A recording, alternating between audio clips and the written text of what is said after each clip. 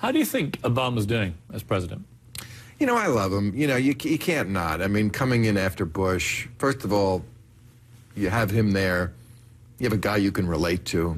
He's intelligent. He can speak English. I don't think about George Bush at all anymore, which is great. He's like an uncle who molested me, and I blocked it out, you know.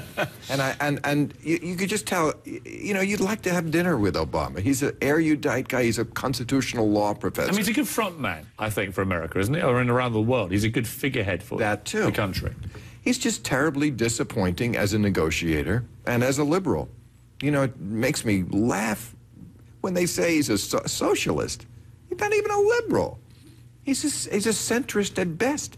He's constantly voicing the Republican opinion. Paul Krugman had a column about this the other day. He said, why is Obama carrying water for the Republican Party? Why, if they're having this giant discussion about the debt and the deficit, why is Obama saying the stupid things that they say?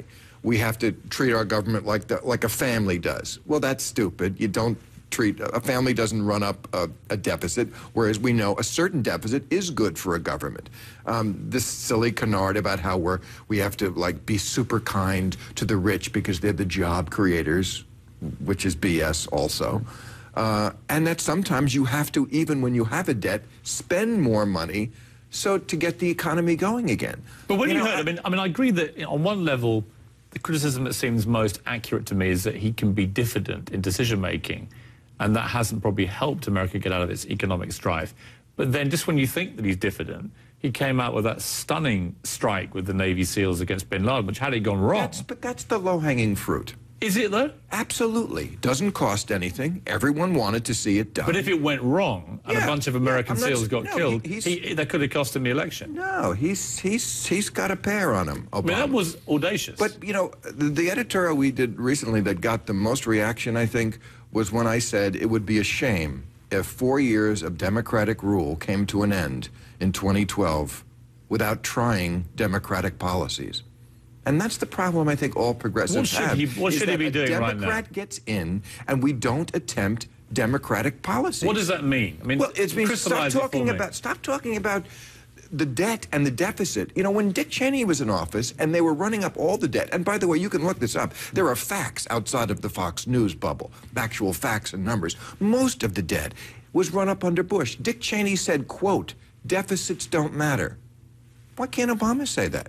Why is it okay when Dick Cheney says it, but not when President Black Man says it? I'm not saying it's all race, but it seems a little weird that suddenly he gets into office and the debt and the deficit is intolerable. I mean, the Republicans have some nerve. Bush came into office, the debt was $5.6 trillion. He took a surplus and turned it into a $10 trillion debt, almost doubled it, with stuff they didn't pay for. They didn't pay for the wars, they didn't pay for the tax cuts for the rich, which should be called tax spending for the rich, because it is spending, the prescription drug program, all of that unpaid for. And then suddenly Obama comes into office, and they act like he's Newt Gingrich's wife at Tiffany's. He didn't spend his big spending, the stimulus, was mostly a Republican spending plan. How would you